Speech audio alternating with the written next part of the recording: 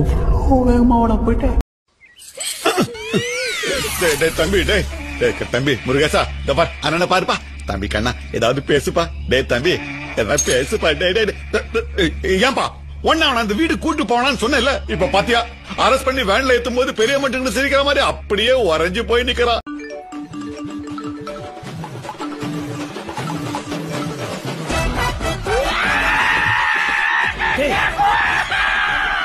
என்னடாச்சு?